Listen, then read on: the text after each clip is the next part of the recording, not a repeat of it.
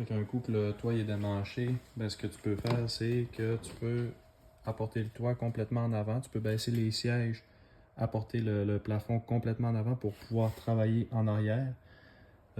Moi, personnellement, j'ai placé mon projecteur dans le coffre de ce côté-ci pour qu'il soit bien caché, puis pour qu'il soit accessible si jamais le projecteur il lâche après, ben, en dedans de 2 ans, ben, il est garanti.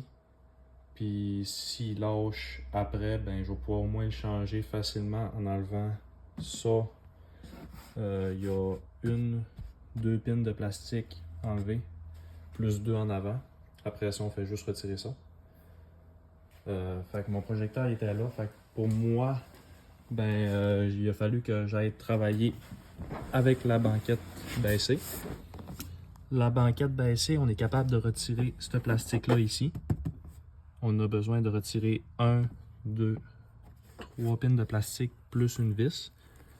Après ça, on est capable de retirer ça. Après ça, on va être capable d'enlever les 2 pins de plastique qui vont retenir ce feutre-là.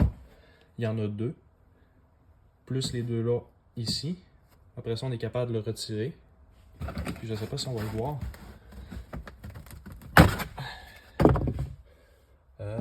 Le projecteur... Non, je pense pas qu'on va le voir. Il n'y a pas assez de lumière. Il faudrait que je prenne... Je vais essayer de trouver une flashlight.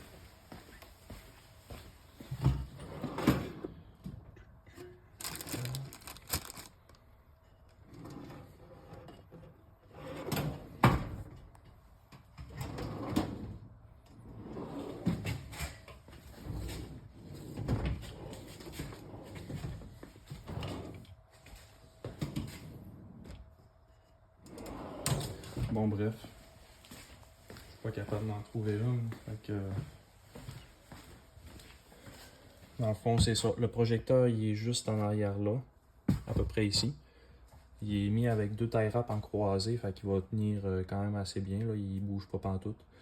Après ça, la fibre optique part de là, allonge le coin là. Dans le fond, allonge avec un autre fil qui s'en va ici, je pense. Là, ce fil-là, justement.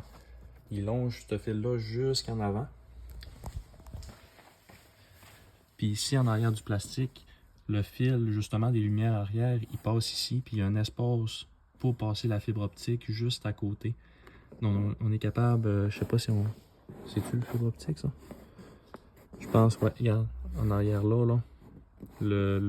Lui du bas, c'est le fibre optique. Lui du haut, c'est le fil pour les lumières. Il passe là, puis il s'en va monter juste en haut là.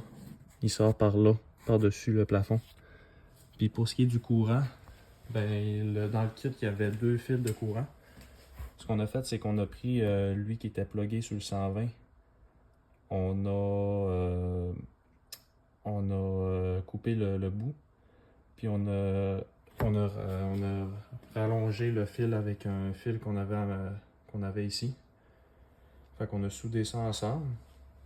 Puis le fil, dans le fond, il part dans l'arrière. Il s'en va ici. Puis au lieu de monter vers le haut, ben, il passe ici, en bas où les plastiques. Puis il s'en va jusqu'à la boîte à fuse en avant.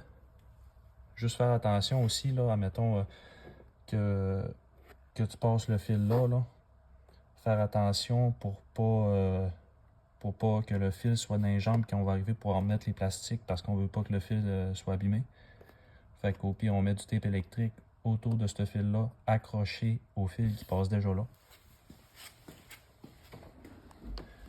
Après ça, c'est ça, on l'amène juste ici en avant. Puis on est capable de le faire monter là. Là, on est capable de le cacher un peu plus que ça. Mais on le fait monter là. Puis plugger ici avec l'adaptateur qui est juste là. Il est plugué là. Fait que tout est bien caché. C'est ça pour ce qui est de percer. Après ça, le plafond, ben c'est ça qui reste à faire, percer le plafond. Pour ma part, j'ai pris un crayon de bois jaune, j'ai fait 600 trous, j'ai divisé ça par parties au début. J'ai fait 6 parties sur un plan, sur un bout de papier. Puis à chaque fois, je faisais 20 picots. 20 points. Mais après ça, j'allais l'écrire sur ma feuille pour être sûr de jamais perdre le compte. Puis je me laissais à peu près 5... au final, il me restait 20 ou 30 fibres optiques de trop. C'est parce que j'en ai mis moins de picots que ce que j'avais de fil pour être sûr qu'à la fin, j'en ai pas fait trop de trous pour rien. Fait qu'au pire, à la fin, tu les rajoutes, là. Mais ouais, c'est ça. Dans le fond, tu viens percer tes trous. Moi, pour ma part, j'ai utilisé une punaise. Après ça, tu passes tes fibres optiques. Tu essaies de pas trop mélanger tes fibres optiques aussi, là, pour pas que ça soit tellement à la fin. Pour les garder ensemble, tout ensemble par-dessus le plafond quand tu vas remonter le plafond. À part ça, c'est ça. On va aller mettre de la colle chaude, rien qu'un petit point de colle chaude sur les fibres optiques pour les faire tenir au plafond. Puis au milieu, là, vu qu'on a le tour ouvrant, moi pour ma part, j'ai pas fait le tour ouvrant parce que je voulais pas avoir de problème pour les fibres optiques. Fait que, tu sais, le mouvement qu'on fait ici, à la longue, ça pourrait abîmer les fibres optiques en arrière. Fait que pour ce faire, on va, avant de remonter le plafond, on va taper la partie, jusqu'à la partie qui va être couverte par le tour ouvrant quand il va être ouvert. On va juste taper cette partie-là dans le fond qu'on voit à l'écran. Puis après ça, ça devrait être correct. Après ça, on remonte tout ça. L'idéal, c'est d'être deux. Il y en a un en avant, un en arrière pour remonter le plafond. Puis au final, ça donne le résultat qu'on voyait au début de la vidéo.